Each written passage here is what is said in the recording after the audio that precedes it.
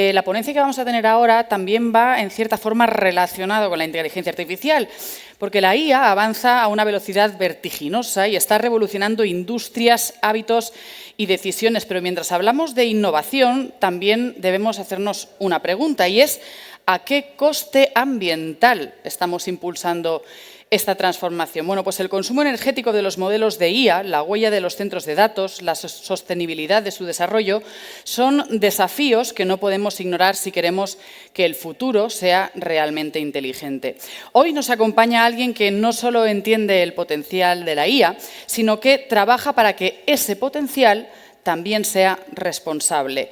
CTO de Cusimov, experto en computación cuántica y referente en eficiencia tecnológica, demos la bienvenida con un fortísimo aplauso a José Duato. Adelante, José, todo el escenario para ti. Y cuidado que luego vienen muchas preguntas siempre, ¿eh? Ten preparada la respuesta, puedes coger lo que quieras. Sí.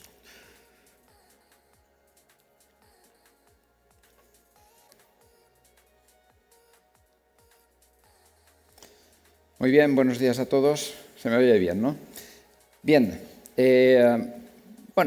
Computación cuántica, he hecho algunas cosas. He trabajado más en supercomputación durante más de 3 décadas y ahora últimamente pues, me ha dado, como a mucha otra gente, por la inteligencia artificial, ¿no? A ver qué podíamos aportar ahí. ¿Y por qué motivo? Por el motivo que les voy a contar en esta charla. Hay un aspecto de la inteligencia artificial que se ha tocado poco y es el impacto medioambiental, que no es nada despreciable, como les voy a contar, con cifras. Y también es importante no solamente evaluar cuál es ese impacto, sino buscar soluciones para minimizar ese impacto y que podamos seguir utilizando esta tecnología, pero sin perjudicar al planeta en el cual todos vivimos. Bien, entonces, para hablar de este tema, a ver si esto funciona, sí. Pues empezamos hablando brevemente de la inteligencia artificial, que bueno, creo que poco hace falta que les cuente porque todos ustedes saben del gran número de aplicaciones que están apareciendo de continuo, de la gran expansión que está teniendo. Y bueno, pues esta aparición de la inteligencia artificial pues se debe a diferentes motivos que ahora les contaré. Hay diferentes métodos de inteligencia artificial, no 2 ni 3, sino muchos, pero los que más se están utilizando por su potencia son las redes neuronales profundas y una evolución de las mismas que son los transformers o transformadores. Esas redes profundas se llaman profundas porque tienen muchas capas con neuronas artificiales, y esas múltiples capas lo que hacen realmente es de alguna forma ayudar a tomar pequeñas decisiones que encadenadas capa tras capa dan lugar a decisiones más complejas, y de ahí que se pueda conseguir una mayor potencia o mayor capacidad intelectual en esos sistemas. Bien, el número de parámetros de estos sistemas son elevadísimos y se cuentan ya por billones europeos. ¿Por qué ha tenido tanto auge la inteligencia artificial? Bueno, no es la primera vez que la inteligencia artificial se pone de moda. Cuando se inventaron estos términos, allá por los años 50, se desarrollaron los primeros sistemas con redes neuronales y se tuvieron los primeros éxitos. Bueno, ya pueden imaginar ustedes que el entusiasmo fue enorme, pero pronto se dieron cuenta que más allá de problemas muy triviales, casi de juguete, pues no podían hacer gran cosa porque la potencia de cálculo de aquella época pues no permitía más. En los años 80 se construyeron supercomputadores dedicados específicamente a la inteligencia artificial. El primer supercomputador con 64.000 procesadores, bueno, 64K, que son 65.536 exactamente, pues fue para inteligencia artificial. ¿Eran procesadores de un solo bit? Sí, pero eran 64K procesadores. A pesar de ello, tampoco tuvieron potencia de cálculo suficiente para hacer nada que fuera absolutamente rompedor. Entonces, ¿dónde y cuándo y por qué se produce el boom? Ese boom se produce allá por 2010, empieza en 2010, y se produce por una combinación de factores. En primer lugar, teníamos ya muchos más datos. Sin datos no podemos entrenar adecuadamente la inteligencia artificial, porque, por si alguien no lo sabe, la inteligencia artificial no es inteligente. Es simplemente un método matemático que permite, en lugar de tener un algoritmo fijo que un programador describe línea a línea, tener un método que aprende a partir de los datos, pero no dejan de ser métodos estadísticos que extraen información de los datos y posteriormente permiten hacer inferencia. Entonces, cuando ya disponemos de grandes cantidades de datos, disponemos de software para tratar esas cantidades de datos, empezamos con el data mining, después el big data. Después de eso, ¿qué más? Bueno, pues tenemos nuevos métodos. Durante esos años oscuros en que la inteligencia artificial parecía que no había triunfado, muchos investigadores siguieron trabajando y mejorando los algoritmos de aprendizaje, de inferencia, consiguiendo grandes logros que después contaré con un poco más de detalle y haciendo que fueran muchísimo más eficientes.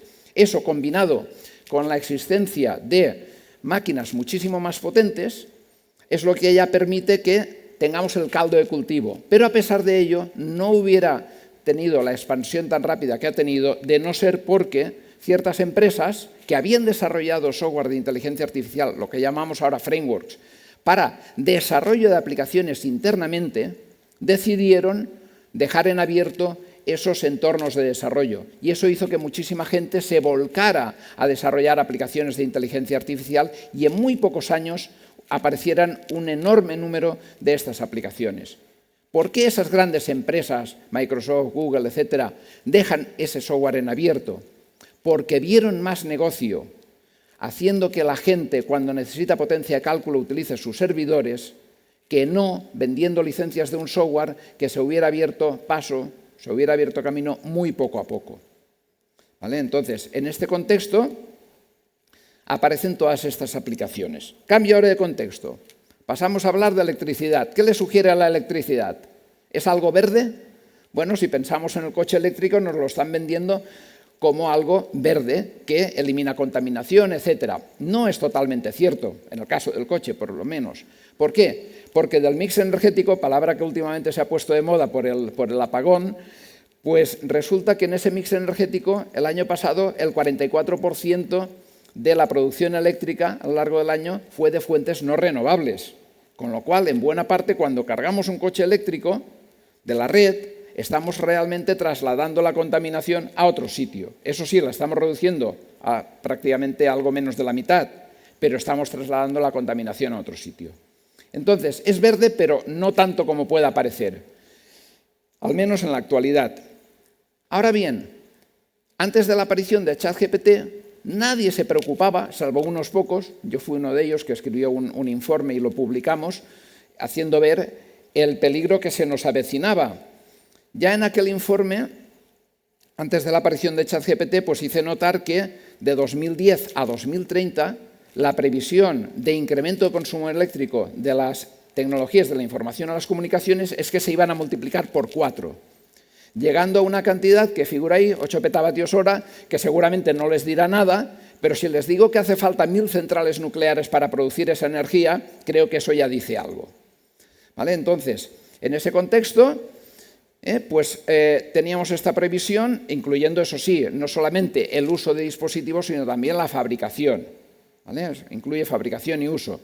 E incluye no solamente los terminales que todos usamos, sino las redes de comunicaciones y también los centros de datos, que son imprescindibles para ejecutar muchas de las aplicaciones que usamos día a día. Bien, entonces, ¿la inteligencia artificial es parte del problema? Sí, lo es. Pero hasta la aparición de ChatGPT, pues nadie le prestó atención.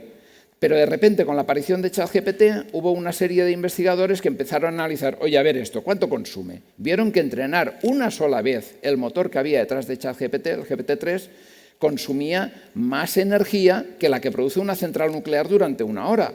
Entonces ya vieron que era algo serio.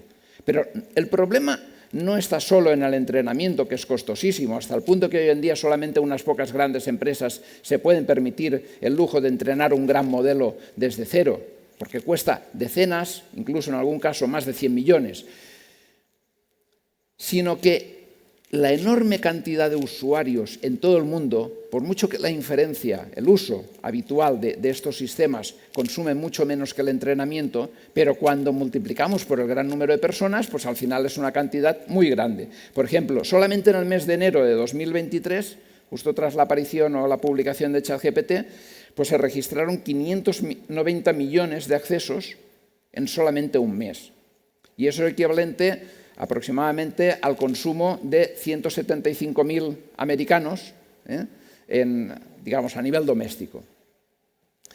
Lo más grave es que estos modelos no son entreno una vez y ya me vale para siempre, sino que la información va fluyendo, va apareciendo nueva información. Por ejemplo, si queremos entrenar un sistema de estos para que trabaje en temas legales, pues toda la normativa que va apareciendo a diario, pues de alguna forma lo tenemos que actualizar. Entonces, el problema de estos sistemas es que, aunque hay métodos aproximados como el fine-tuning, si queremos que de verdad incorpore toda la información sin perder nada por el camino, hay que reentrenar desde el principio con todos los datos. Es cuestión de las matemáticas. Entonces, lo más grave es que ese reentrenamiento frecuente es costosísimo y todavía consumiría más energía, motivo por el que mucha gente no lo reentrena. Bien, el problema continúa. Ahí he puesto algunos datos, pero quiero quedarme solamente con la parte del final. Antes de la aparición de ChatGPT, la previsión era que el 21% de la energía eléctrica consumiría en las TIC para 2030. O sea, básicamente la quinta parte. Después del auge que está teniendo la inteligencia artificial, las previsiones, pues bueno, no se atreven a hacer una previsión precisa. Hay quien dice que se duplicará, de aquí a 2030 se duplicará el consumo de energía y hay quien dice que se multiplicará por 15. La previsión que parece haber más acuerdo es que en lugar de ese 21% para todas las TIC, solamente la inteligencia artificial consumirá el 30% de la producción de energía eléctrica a nivel mundial en 2030. Con lo cual ya pueden imaginar el impacto que está teniendo. Y el 80% de energía utilizada en los centros de datos se va a dedicar a la inteligencia artificial. Vale, entonces, ante esta situación, ¿qué podemos hacer? Bueno, lo primero que habría que plantearnos es ¿qué se ha hecho ya? Porque si no vemos lo que se ha hecho, pues caemos en el posible error de repetir cosas que ya se han hecho y perder el tiempo. ¿De acuerdo? Entonces, analicemos dos frentes. Las matemáticas por un lado y la tecnología por otro. ¿Qué han hecho las matemáticas? Las matemáticas, durante toda esa investigación que se ha llevado a cabo durante décadas que he mencionado antes, pues han desarrollado una gran cantidad de métodos. No voy a pararme en todos ellos, voy a mencionar solamente tres. El primero es el algoritmo backpropagation, que básicamente consiste en que durante el entrenamiento se calcula una cosa que se llama vector gradiente, que nos dice en qué dirección tenemos que ir iterando para acercarnos al mínimo de una función de coste, ¿no? Y con ello tener mayor precisión en el entrenamiento. Pues bueno, en ese cálculo, en cada iteración, resulta que alguien encontró que el cálculo de las componentes de una capa de la red neuronal se podía calcular a partir del cálculo que se había hecho para la capa previa, simplemente con un par de multiplicaciones más por componente. Entonces, en lugar de calcular cada componente partiendo de cero, reutilizaban la inmensa mayoría de los cálculos y, por tanto, se ahorraban muchísimas operaciones. Ahí, en redes profundas, podemos hablar de un factor de 100 de mejora en reducción de número de operaciones. El descenso del gradiente estocástico. Inicialmente se utilizaba el método del descenso, que es, a ver, yo tengo una función que tiene un mínimo, pues calculo la máxima pendiente y en esa dirección me muevo, ¿no? Pero utilizando todas las muestras en cada iteración. Alguien probó a utilizar solamente una pequeña cantidad de muestras en cada iteración en lugar de usarlas todas, seleccionando esas muestras de forma aleatoria de todo el conjunto de entrenamiento, y vieron que el resultado era prácticamente el mismo. Con lo cual, de nuevo, han conseguido ahorrar pues, un factor a veces incluso superior a 100, porque esa selección aleatoria selecciona muy pocas muestras en cada iteración. Entonces, estos métodos han permitido, ya digo, grandes avances y una enorme reducción en el número de operaciones. El proceso por lotes, por ejemplo, en lugar de procesar, bueno, realmente para el descenso del gradiente estocástico ya se utilizan lotes de muestras y se va procesando por lotes, pero eso tiene una ventaja adicional y es que cuando se desarrollan algoritmos muchas veces no pensamos en qué máquinas se van a ejecutar. Pero quien se dedica a analizar esos algoritmos y pensar en qué máquinas se van a ejecutar, se da cuenta que si hace ciertos cambios, puede utilizar mucho más eficientemente el hardware que hay debajo. Y en este caso concreto, si en vez de procesar las muestras una tras otra, me da igual que sea en entrenamiento o en inferencia, las procesamos por bloques y esos bloques tienen un determinado tamaño que tiene relación con el hardware que hay por debajo, resulta que transformamos operaciones matriz por vector en matriz por matriz. Y resulta que ese hardware es mucho más eficiente cuando procesa matriz por matriz que no matriz por vector. Y después hablaré un poquito más de esto. Bien, ya digo, hay muchos más métodos, no me paro en ello. Globalmente podríamos decir que las matemáticas, según los casos, pueden llegar a haber aportado un factor de 10.000 o incluso superior en cuanto a reducción del número de operaciones y, por tanto, eficiencia energética. Vale, ¿y qué ha hecho la tecnología?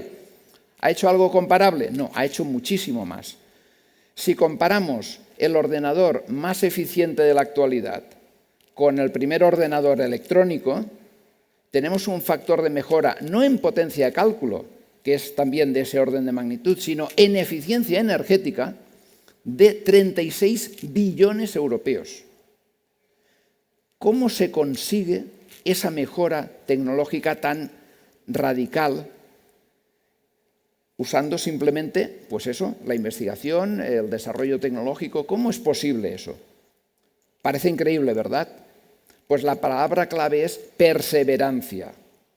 Simplemente con mejorar un 50% en promedio cada año, pero de forma mantenida año tras año, ya superamos ese factor. De hecho, el factor medio de mejora es de 1,475, es decir, un 47,5% de mejora anual, y con eso conseguimos ese factor. Algunos años se ha conseguido mejoras más grandes, otros años menos, pero ha sido la perseverancia que continúa hoy en día la que ha conseguido estas mejoras. ¿Y cómo se ha conseguido? Pues se ha conseguido realmente mediante una combinación de lo que es puramente tecnología, escala de integración de los circuitos, familias lógicas y arquitectura del ordenador, que es básicamente cómo diseño los componentes del ordenador y cómo los conecto entre sí para conseguir la máxima eficiencia, que son los aceleradores. Los más conocidos hoy en día son las GPUs, pero hay otros aceleradores también. Esto además ha permitido reducir el tamaño de los transistores de 3 milímetros a 3.000 millonésimas de milímetro, ¿vale? Multiplicando también la frecuencia de reloj, que ha pasado de megahercios a gigahercios, en un factor de 1000. Bien, les puede parecer poca esa mejora en la escala de integración de 1 millón. A algunos a lo mejor les parece mucho, pero tengan en cuenta que los chips son de 2 dimensiones. Bueno, ahora hablaré de la tercera dimensión.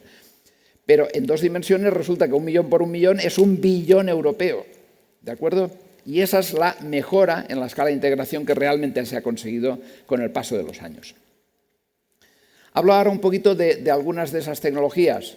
En concreto, familias lógicas. Pues la familia que en su momento era la familia pobre, era la más lenta de todas, pero era con diferencia la que menos consumía. ¿Por qué?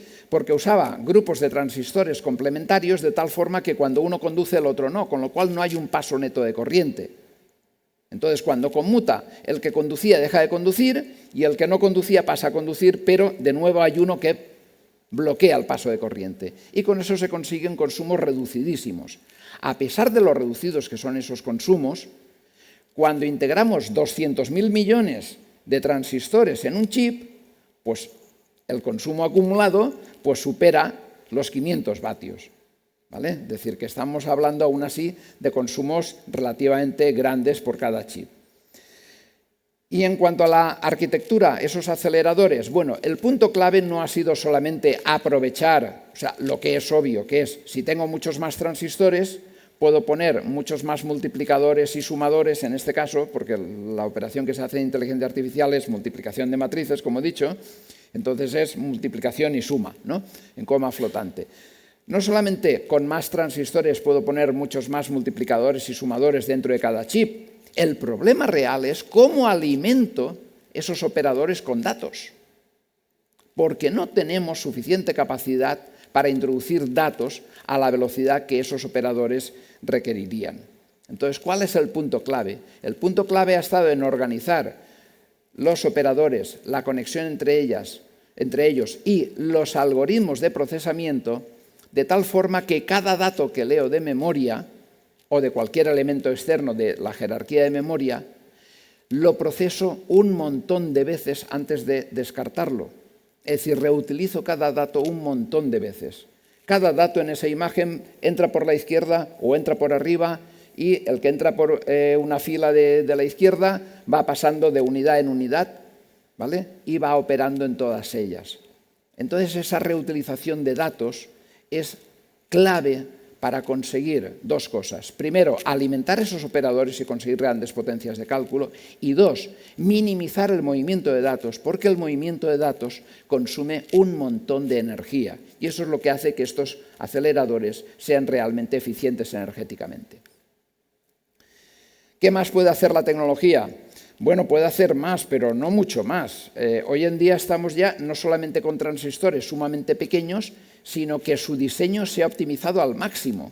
Básicamente para controlar un canal, que es, digamos, en terminología de transistores, por donde pasa la corriente y tenemos con una tensión, tenemos que controlar ese canal. Pues bien, inicialmente era todo plano. Yo tenía una capa, era el canal, un aislante y una capa de metal, y con el voltaje aplicado a esa capa de metal controlaba el paso de corriente. Pero ya vieron que el campo eléctrico se dispersaba. Para que no se disperse, llegan a abrazar los canales con ese metal para que el campo eléctrico no se disperse en absoluto y tener un máximo control con el mínimo tamaño posible, y hacen transistores tridimensionales, como pueden ver ahí a la derecha. Eso en un circuito plano, pero cada transistor ya es tridimensional. Bien, el problema es que ya no se puede hacer mejor. Ya hemos tocado techo prácticamente en escala de integración y también en cuanto a posibilidades de diseño, porque mejor diseño que ese ya es prácticamente imposible. Además, estamos ya en un punto en que una mayor escala de integración puede conseguir más transistores por unidad de superficie, pero ya no reduce el consumo como antes, sino que lo incrementa. ¿Por qué? Porque esas capas de aislantes son cada vez más delgadas y hay más corrientes de fugas. Entonces ya estamos realmente tocando techo. Por otra parte, los aceleradores están muy optimizados. Antes se presentaba un acelerador en 2 dimensiones, que es el estilo que utiliza Google, por ejemplo, en su Tensor Processing Unit. Este es el diseño de NVIDIA, donde pueden ver que ya es un diseño tridimensional, al menos conceptualmente, aunque los dispositivos siguen montándose en un chip de 2 dimensiones, pero el diseño conceptual es tridimensional y ya más que esto pues es prácticamente imposible conseguir. De hecho, este diseño ya tiene la alimentación que ven ahí en las flechas de que en lugar de mover cada dato de un elemento de cálculo al vecino, tienen que propagar en un solo ciclo de reloj un dato a través de múltiples operadores y, por tanto, esa distancia no puede ser muy grande. No podemos poner muchos operadores en cada dimensión porque si no sería imposible enviar los datos en un solo ciclo de reloj, a menos que bajáramos mucho la frecuencia de reloj. Entonces ya estamos también en el límite de lo que se puede hacer en cuanto a tecnología. Vale, ¿y qué oportunidades nos quedan? Nos queda la integración en 3 dimensiones. ¿Podemos construir diseños de chips en 3 dimensiones? Bueno, de momento no sabemos cómo. ¿Por qué? Porque el proceso de reducción fotográfica requiere una superficie plana. No podemos hacerlo, digamos, dentro de un cuerpo, tiene que ser sobre una superficie. Pero lo que sí que podemos es apilar chips uno encima de otro. Entonces, si apilamos chips uno encima de otro, en la tercera dimensión aumentamos el número total de transistores que habrá dentro de un encapsulado, que es lo que nosotros vemos desde fuera. Lo que nosotros vemos como un chip es el encapsulado exterior y ahí dentro puede haber múltiples chips uno encima de otro. Esto todos ustedes lo tienen, si no en el bolsillo lo han tenido alguna vez, que son los stick USB. Estos llevan memorias multicapa, ¿vale? Y utilizan esta tecnología. ¿Por qué no se utiliza masivamente en todo? Por el problema de disipación de calor. Como pueden ver en esta imagen, la GPU, que disipa mucho más calor, no tiene nada encima, mientras que las memorias, que disipan mucho menos calor que la GPU, sí que se pueden apilar. Hoy por hoy, ¿tenemos tecnología para apilar dispositivos que se calienten mucho? La tenemos, pero es carísima. Consiste en introducir fluido dentro del encapsulado, un fluido no conductor, obviamente, y hacer pasar ese fluido por dentro. Estos diseños ya hace más de una década que existen y no se usan porque, ya digo, son carísimos y no sé si serían económicamente rentables. ¿Qué más podemos hacer? Bueno, tenemos transistores de silicio. Inicialmente eran de germanio, subimos una posición en la tabla periódica al silicio. ¿Qué más nos queda por encima en la tabla periódica? Solamente queda el carbono y ya no podemos hacer más.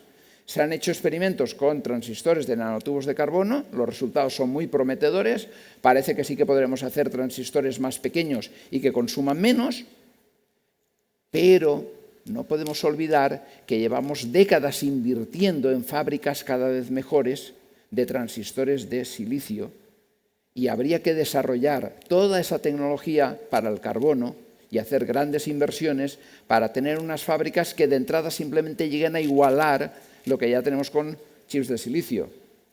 Y a partir de ahí empezar a producir mejoras que nos lleven a algo que sea competitivo con los chips actuales. Pueden pasar muchos años antes de que eso sea comercialmente rentable y obtengamos de verdad mejoras, aunque ya digo, en teoría y con prototipos son perfectamente viables. Vale, ¿y qué podemos hacer mientras tanto? Bueno, en primer lugar, lo obvio, programar aplicaciones de inteligencia artificial que consigan una elevada eficiencia energética aprovechando todo lo que ya tenemos. Puede parecer una tontería, pero muchas de las aplicaciones que hay en el mercado no aprovechan todo lo que hay. Por decirlo así, la inmensa mayoría. Tenemos modelos sobredimensionados que se utilizan para cosas que no requieren un modelo tan complejo. Podríamos compactar esos modelos y consumir mucho menos. Tenemos entornos de ejecución que no utilizan el hardware adecuado por debajo. Tenemos entornos que no aprovechan todo lo que puede hacer el hardware que hay por debajo. ¿Vale? Entonces, de entrada, con lo que tenemos, simplemente haciendo las cosas bien, podríamos aumentar mucho la eficiencia energética. Uso intensivo de GPUs, utilización adecuada de la jerarquía de memoria, etc. Bien, ¿qué más podemos hacer? Bueno, se habla mucho de la computación cuántica. Tardará mucho, seguramente décadas, en producir algo que sea realmente útil a nivel comercial. Pero hay un aspecto que es importante tener en cuenta, y es que en los computadores cuánticos se trabaja en analógico, y solamente al final cada qubit se colapsa a 1 o 0.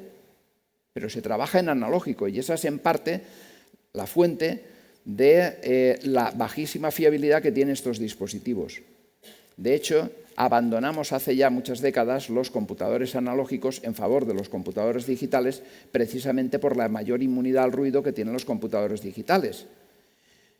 Además, la resolución que podemos conseguir con un computador analógico es más baja.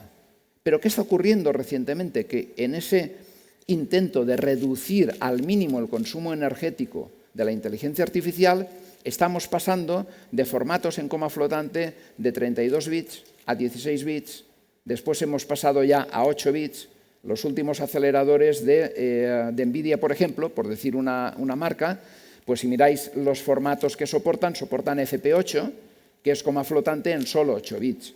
Ya creo que es desde la H100, H200 ya soportan ese formato. ¿Por qué? Porque para hacer inferencia, para muchas aplicaciones, no para todas, pero para muchas aplicaciones tenemos suficiente con eso. Vale, si tenemos suficiente con tan poca precisión, ¿por qué no volver a los computadores analógicos? Que para baja precisión posiblemente supusieran una ventaja. Pongo simplemente una imagen. Con solamente un amplificador operacional que requiere relativamente muy poquitos transistores, podemos aplicar voltajes y con ese sencillo montaje nos hace esta operación. Nos escala cada voltaje de entrada y luego lo suma.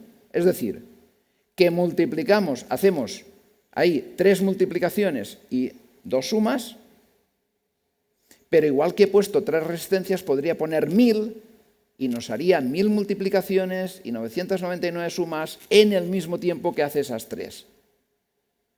Esa ventaja de poder hacer muchísimas más operaciones por unidad de tiempo sin prácticamente consumir más energía, eso es algo que se podría aprovechar y no se está aprovechando todavía para sistemas de inferencia de inteligencia artificial. Entonces, ahí hay una puerta abierta. Sí que es cierto que hay alguna empresa, como Microsoft, por ejemplo, que ya está haciendo sus pinitos en computación analógica, pero en lugar de usar dispositivos eléctricos, utiliza dispositivos ópticos. Una startup de la Politécnica de Valencia también está haciendo diseños de procesadores analógicos ópticos. Es decir, que es posible que por ahí haya una vía. Si triunfarán o no, está por ver, pero lo están intentando por lo menos. Bien, y mientras tanto, si esto llega o no llega a buen término, los transistores de carbono, los chips ópticos analógicos, ¿Qué hacemos mientras tanto? Pues seguir desarrollando algoritmos cada vez más eficientes, lo que algunos llaman algoritmos verdes, que hubo de hecho una convocatoria de cátedras de empresa del gobierno sobre algoritmos, sobre inteligencia artificial, y una de ellas era de algoritmos verdes. La tienen en la Universidad de La Coruña, una compañera. Y nosotros, por nuestra parte, en la empresa, eso sí, basándonos en un grupo de investigación en la universidad, hemos desarrollado una alternativa a las redes neuronales. ¿Qué hemos conseguido?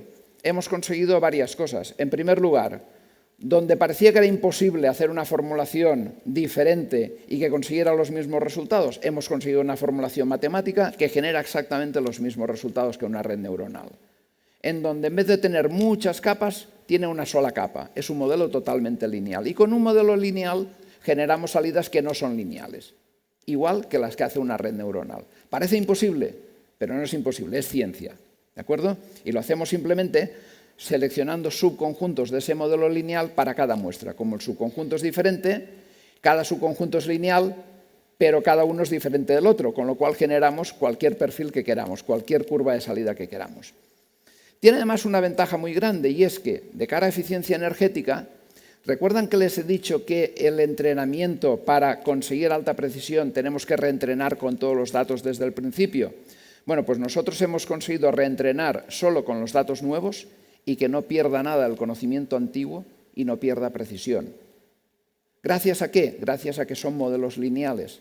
Cuando necesitamos reentrenar con más datos, simplemente entrenamos otra copia del modelo con los nuevos datos y luego combinamos dos modelos lineales, que es simplemente promediar parámetros, y ya está. Entonces hemos conseguido mejorar en varios órdenes de magnitud la eficiencia energética del reentrenamiento simplemente con este rediseño de los modelos. Ahora estamos trabajando en mejorar los grandes modelos de lenguaje. Ya hay algunos resultados que, bueno, esto todavía no lo hemos publicado siquiera, pero ya les anticipo. Hemos conseguido acelerar el entrenamiento y, por tanto, reducir el coste computacional y el coste energético, e incluso algo que parecía imposible por el método que estamos usando, y es conseguir más precisión. Y esto solamente puede explicarse porque los modelos existentes no han llegado al óptimo global y se han quedado en un óptimo local.